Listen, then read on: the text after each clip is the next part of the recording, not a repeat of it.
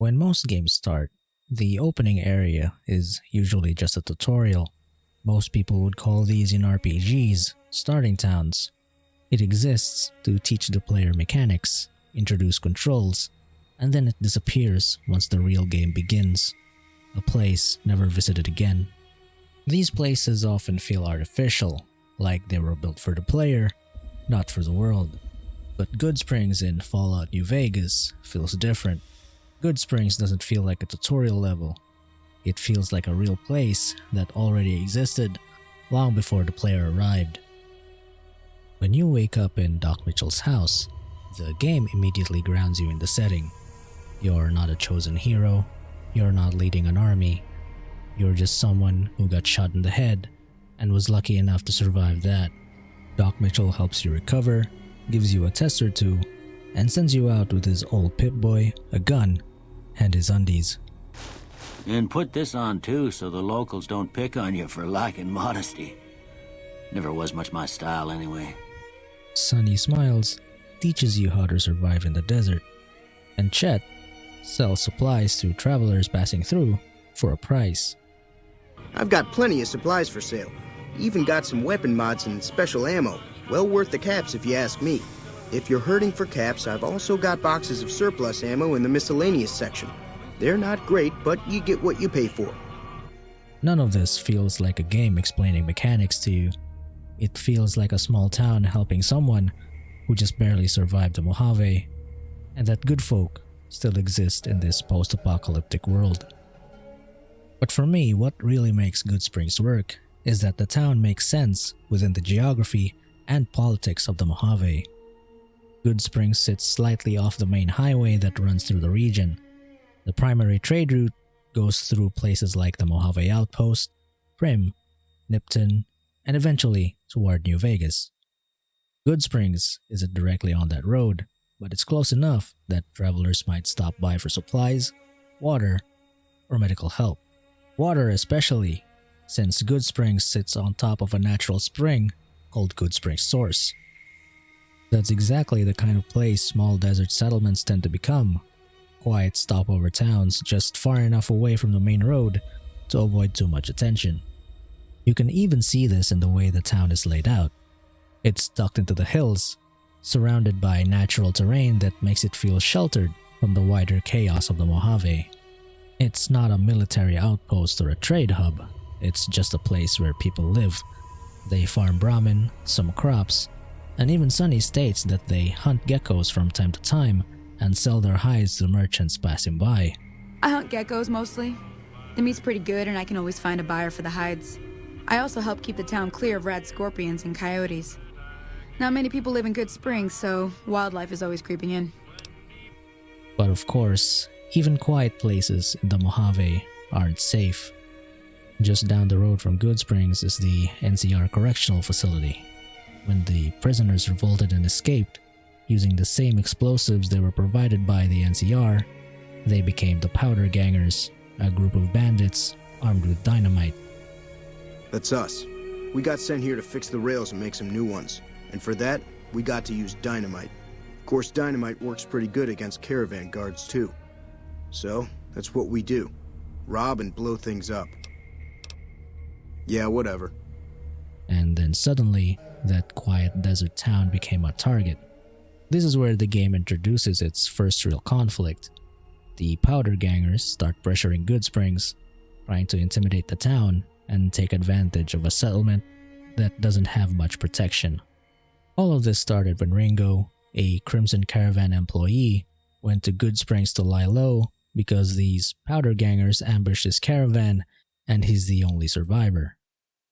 It's a small conflict, but it tells you a lot about the world already. The time that you spend in Goodsprings, you're already introduced to one of the main factions of the Mojave, the NCR, and that Goodsprings is aligned with them. The new California Republic. Bunch of settlers and soldiers coming in from the west, fixing on making Nevada their own. They can be right pushy, but the roads are safer because of them, so I tend to let it go. Not that I got a choice. Well, the wildlife for one thing, rowdy locals for another. They're protecting their own. Just happens to help us. They've been holding off this other group from the east, too. You also begin to find out that the NCR's presence in the Mojave is stretched thin. So thin that they just let a prison of theirs and its inhabitants go wild throughout the wasteland. Law and order break down easily, and when power structures fail, smaller communities are usually the ones that suffer first. Even the tutorial mechanics are woven naturally into this situation. Sunny Smiles doesn't teach you how to shoot because the game needs a tutorial. She teaches you because she's a hunter helping someone survive in the desert. Yeah, I guess there's a thing or two I could show you. Sounds like you need all the help you can get after what they done to you. Meet me outside, behind the saloon. The argument at the saloon isn't just a quest trigger. It's an introduction to the powder gangers and the community deciding whether to stand up to a hostile group. And that moment introduces one of the core ideas of Fallout New Vegas: choice. You can help the town defend itself, you can side with the powder gangers, or you can just ignore the conflict entirely and just head straight to the strip to the north or go south to Prim. It's a small decision compared to the massive faction choices later in the game, but the structure is exactly the same. Every group in the Mojave has its own perspective, its own motivations, and its own consequences.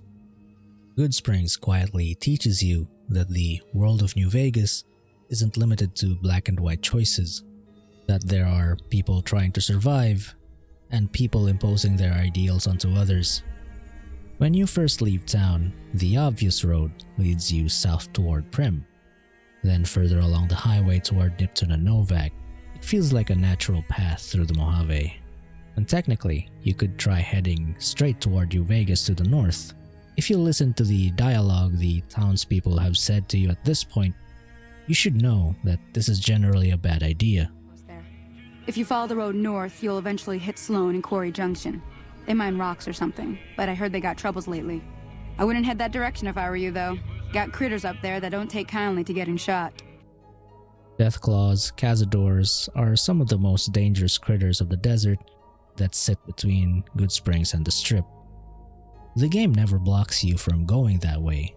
There's no invisible wall or a chatty companion telling you every 5 minutes that it's dangerous. It just lets the world itself explain why people take the long road instead. And by the time you leave Goodsprings, you haven't just learned how to play this game, you've learned how its world works. It's a small town with believable geography, believable problems, and a believable place in the Mojave. The conflicts here are small, but they mirror the larger political struggles that define the rest of the game. And that's why Goodsprings works so well. It isn't just a tutorial area, it's a town, and you're just passing through. Greetings, this is Editing Oliver here. Thank you for watching. It has been a while since I've posted anything on this channel, and this is some sort of warm-up comeback video of sorts. I'm already in the middle of editing another video other than this one, and expect it to come out in 2 weeks or one, because I'm working on this during my spare time. So that is all. Thank you for sticking through this outro, and Oliver out.